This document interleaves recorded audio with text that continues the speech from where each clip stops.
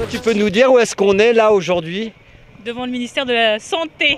Ni meuf, ni nonne, ni pigeonne. En général, quand on dit à nos cadres que on n'arrive pas à perfuser 18 patients en 1 heure, c'est pas possible. On dit mais ça c'est parce que vous êtes mal organisé.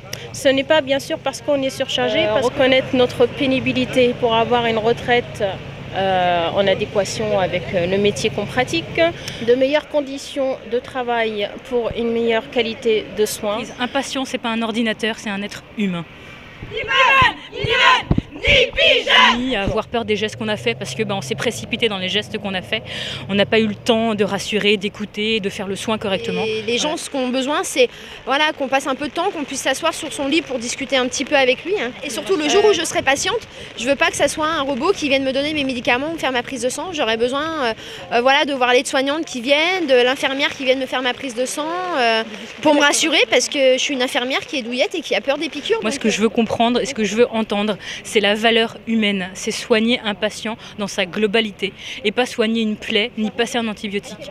Moi, ce que je veux, c'est les valeurs humaines. J'ai fait un métier humain. J'ai quitté l'assistance publique pour essayer de retrouver les valeurs du métier. Et je veux garder ça. Si un jour je le perds, je change de métier. Oui, on n'a pas beaucoup de visibilité, pas beaucoup de possibilités d'évolution, de salaire, de reconnaissance aussi surtout. C'est surtout les politiques du gouvernement avec le reste à charge des patients qui est de plus en plus grand, après le système de soins qui se dégrade, les fermetures de services, les réorganisations. Tu fais partie de l'Hôtel Dieu, c'est ça? Oui, cette fermeture de ce service d'urgence principalement et de ces services est très dangereux pour l'ensemble de l'AP-HP et des autres hôpitaux de la capitale, car ça les engorge et donc qui dit engorgement dit forcément baisse de la qualité des soins et surmortalité.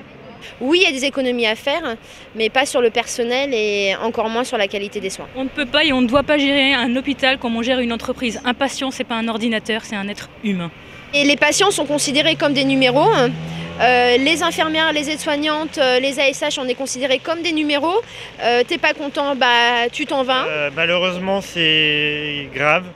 Ce que je vais vous dire, c'est que chez certains professionnels de santé, le burn-out se traduit carrément par des suicides. Moi, la dernière fois où je me suis posé la question, où je me suis remis en question, je suis sortie de l'hôpital, je me suis mis à pleurer. Pourquoi? Qu'est-ce que j'avais fait de ma journée? J'ai fait des actes dans la journée, j'ai pas fait de soins. J'avais la main sur la porte, j'ai pas pu rassurer un patient, j'ai pas pu rassurer la mère d'un patient parce que je travaillais en pédiatrie. Voilà le sentiment d'abandon aussi, d'être payé au lance-pierre parce qu'on me donne des cacahuètes et je dois accepter les cacahuètes qu'on me donne en travaillant 12 heures par jour, en finissant le travail à 2 h du matin au lieu de 21 h, n'avoir aucun remerciement derrière. Voilà, c'est un peu ça le burn-out, c'est ne plus dormir. Pour toi, c'est quoi? Ça arrive comment? Ne plus avoir de vie personnelle, ne plus pouvoir manger, se nourrir, faire ses besoins, vivre normalement par dévouement pour leurs patients. C'est parce qu'avant, c'était les infirmières étaient des nonnes, mais ça a bien changé depuis. Avant, il fallait fermer sa bouche. Maintenant, on ose l'ouvrir. C'est extrêmement péjoratif, ouais. Donc on n'est plus ni bonne, ni nonne, ni pigeonne. Voilà, on n'est pas des pigeons. On veut bien travailler, mais avec un salaire adéquat, avec de l'humanité. On est... combien? 80 000 sur Facebook à vouloir ouvrir sa bouche. On est des gentils soignants, donc on ne peut pas bloquer les gares parce que ça empêche les gens de rentrer chez eux. On ne peut pas non plus grimper en haut du ministère et accrocher une bandole parce que ça donne une image de délinquance. C'est les mêmes raisons pour lesquelles les soignants ne descendent pas dans la rue. Et ils sont défaitistes aussi, ils se disent mais ça ne change rien, on ne nous écoute pas, donc pourquoi s'amuser à aller faire le luron sous la pluie comme aujourd'hui? Ça ne sert pas à grand chose. On n'est pas censé se plaindre en fait, c'est toujours pareil. Voilà, si on se plaint, c'est toujours mal vu. Voilà. Dans certaines régions, le chômage infirmier arrive, aides-soignants arrivent, donc les gens partent plus, donc ils préfèrent se taire, rien dire et continuer et courber le dos et faire ce qu'on leur demande. Moi, je ne prends pas de risque, j'assume complètement ce que je fais. J'ai toujours assumé, j'ai toujours participé aux manifs infirmières. Il y en a beaucoup qui souffrent autant, mais que personne n'est capable de se mobiliser pour faire changer les choses. Les gens se complaisent dans ce qu'ils sont actuellement. Malheureusement, je pense. C'est la peur du gendarme, on va dire, entre guillemets.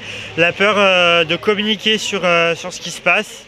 À l'heure actuelle, on est beaucoup en train de parler des lois de fin de vie, de ce qui se passe en Belgique et de la loi Leonetti. Et donc, c'est vrai que c'est un sujet très ambigu. Je peux avoir la pression, oui. Après, risquer ma place, je sais pas. L'employeur est libre d'embaucher qui veut, certes.